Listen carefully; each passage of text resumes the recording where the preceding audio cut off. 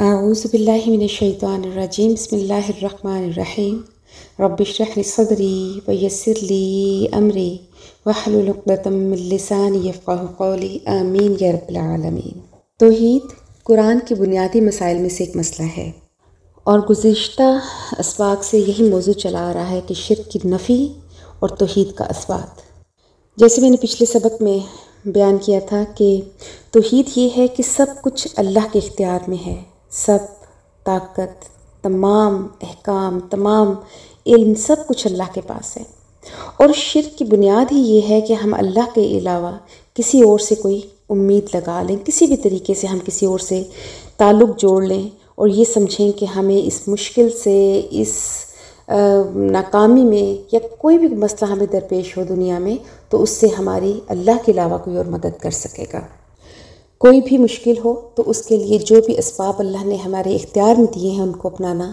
غلط نہیں ہے۔ اسی طرح سے اگر آپ بیمار ہو جائیں تو علاج کروانا سنت ہے، لیکن اب یہ سمجھ لینا کہ یہی ڈاکٹر جو ہے وہ ہمیں زندگی دے گا، ہمیں مرنے سے روک لے گا، یا یہ جو ناکامی ہمیں زندگی میں یا کوئی تکلیف پہنچ رہی ہے تو وہ اللہ کے علاوہ اگر کوئی اور دور کر سکتا ہے تو یہ بہت بڑا شرک ہے۔ آج کی پہلی آیت میں بھی اسی چیز کا ذکر ہے کہ اللہ پاک فرماتے ہیں کہ کل آپ کہتے من ینجیکم،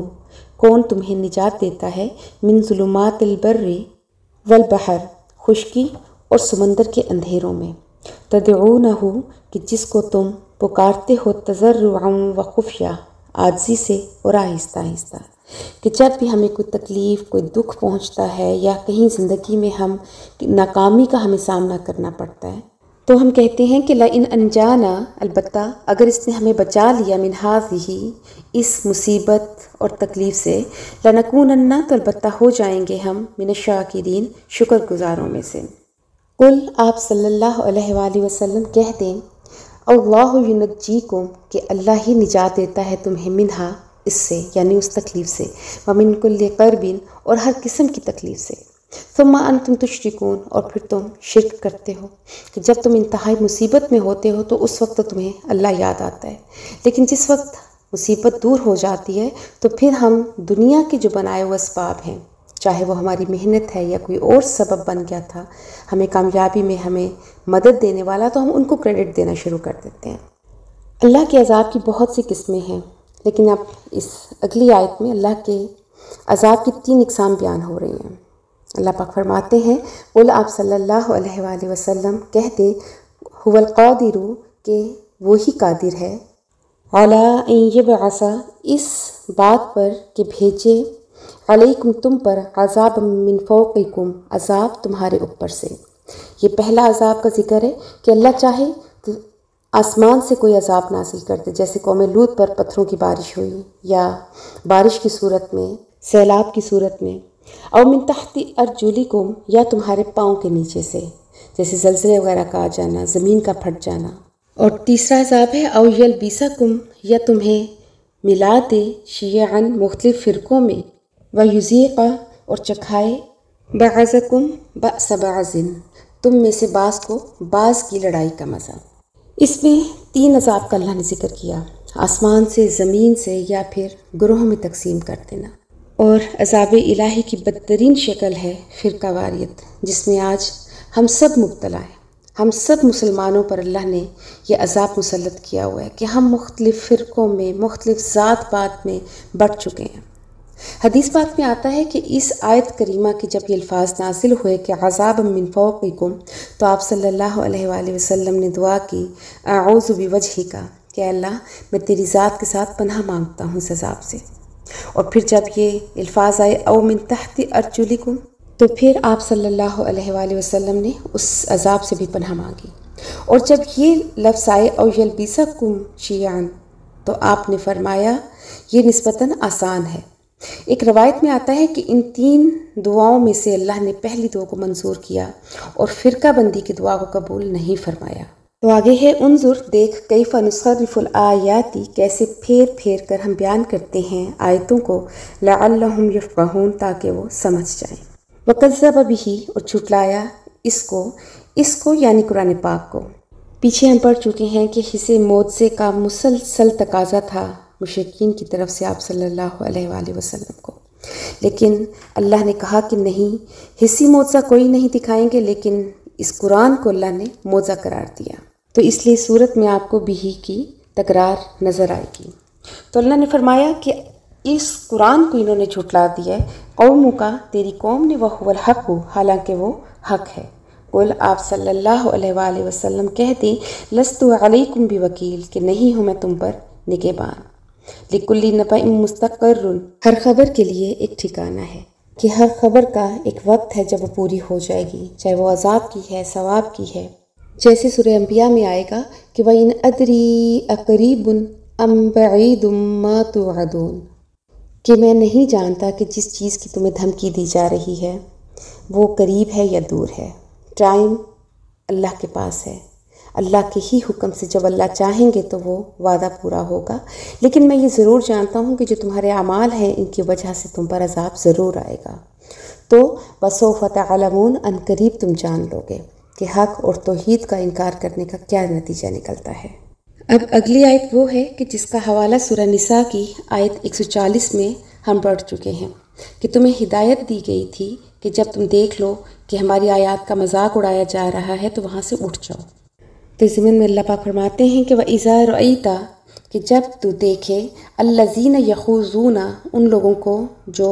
عیب جوئی کرتے ہیں، فی آیاتنا، ہماری آیتوں کے بارے میں، فَأَعْرِضْ عَنْهُمْ، پس آپ ان سے اعراض کریں،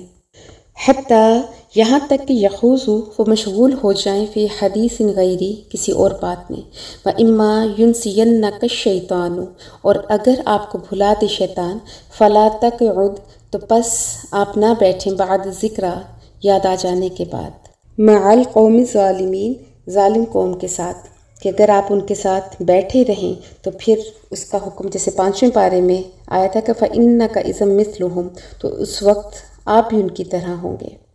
دنیا میں انسان کو جتنی بھی مصیبتیں آتی ہیں اتنی کسی اور دوسرے جاندار کو پیش نہیں آتی، اور اس میں بھی ایک اللہ کی مصلحت ہے۔ یہ ایسا اس لیے ہوتا ہے کہ انسان نے اپنے اندر جتنے مصنوعی خدا بنا رکھے ہیں ان کو ختم کر دیا جائے، اور تاکہ انسان اپنی اوقات کو پہچان سکے۔ تو جو تو اللہ والا ہوتا ہے وہ اللہ کی طرف ہی بھاگتا ہے، اور جو ذرا سا بھی کہیں کمزور ہوتا ہے تو وہ پھر اپنے بنائے ہوئے مصنوعی خداؤں میں پھنس جاتا ہے۔ اور پھر بعض اوقات تو ایسا ہوتا ہے کہ جب کوئی مشکل پڑتی ہے تو وہ بے اختیار اللہ کو پکارنے لگتا ہے، لیکن جیسے ہی وہ مشکل ختم ہوتی ہے تو وہ بدستور اپنی غفلت میں چلا جاتا ہے۔ شرک کی اصل حقیقت آسان لفظوں میں میں کہوں تو یہ ہے کہ اللہ کے سوا کسی دوسری چیز پر اعتماد کرنا، اور توحید یہ ہے کہ انسان کا سارا اعتماد صرف اور صرف اللہ پر ہو، اور جب مشکل سے نکلنے کے بعد ہم اللہ کو بھلا دیتے ہیں، اللہ کا شکر ادا نہیں کرتے، تو یہ ناشکری کا رویہ بھی اختیار کرنا ایک شرک ہے۔ شرک کی زیادہ عام صورت یہ ہے کہ آدمی اپنا ہی ایک بت بنا لے، خود پر اعتماد کرنے لگے، اور یہ سمجھے کہ جو مجھے کامیابیاں مل رہی ہیں یہ میری محنت کا نتیجہ ہے، یا میں ڈیزرو کرتا تھا۔ اور پھر جب انسان اکڑ کر چلنا شروع کرتا ہے تو اس کا مطلب ہے کہ وہ اپنے جسم پر، اپنی طاقت پر بھروسہ کر رہا ہے۔ آدمی جو اپنی کمائی کو اپنی کمائی سمجھتا ہے تو گویا وہ اپنی قابلیت پہ بھروسہ کرتا ہے،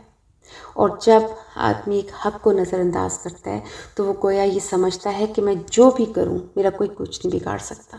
تو یہ ایک قسم کا اس نے خود کو اپنا خدا بنا لیا۔ یہ بھی ایک شرک کی قسم ہے جس میں ہم سب مبتلا ہیں۔ اگر انسان کو اپنی اوقات پتہ ہو نا کہ اصل میں کیسے بنا اور کیا میرا انجام ہونا ہے،